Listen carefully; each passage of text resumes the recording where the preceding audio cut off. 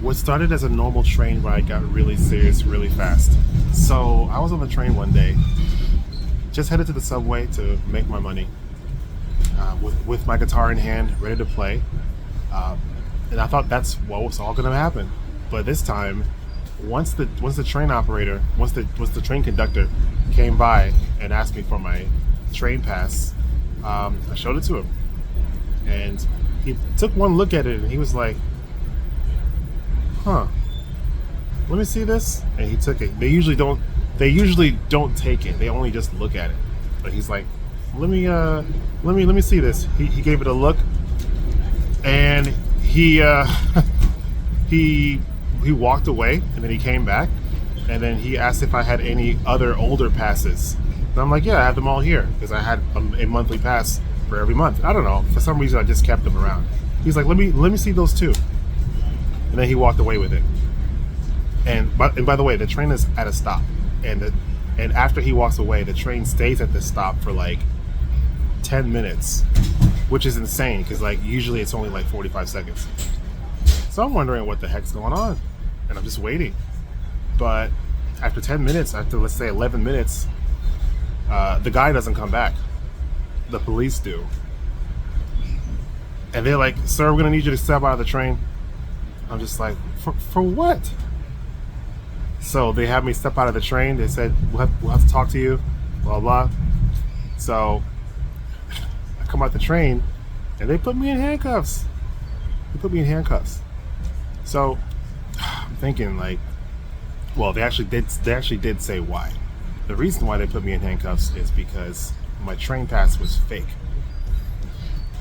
Now, I didn't know my train pass was fake, but I knew there had to be something up though, because when I bought these train passes, it was from a guy on Craigslist who, uh, his story was that he was getting train passes every month from his old job, and even though he doesn't work there anymore, they still send them to him. So so he was selling them for anyone who wants to buy, and he sold it at a pretty good discount. By then, I've already been buying from him for like a few months already, but it wasn't until that day when I discovered that they were all fake. And the way the way they showed it to me was that like it's not one. It's supposed to be one piece of paper, but it's actually not one piece of paper.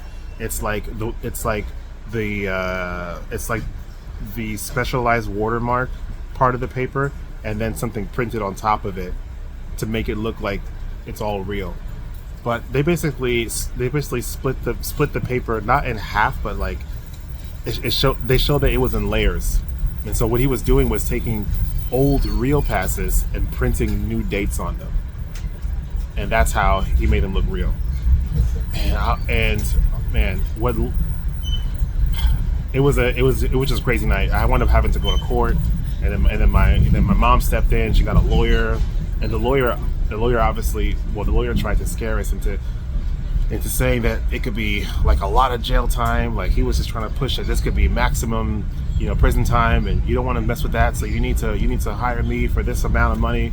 My mom wound up paying up the whole thing, and eventually I got a slap on the wrist or something. I think it was some kind of like this. I forgot what it was, but yeah, that's what happened. And so to this day, I have not bought another train ticket from him again.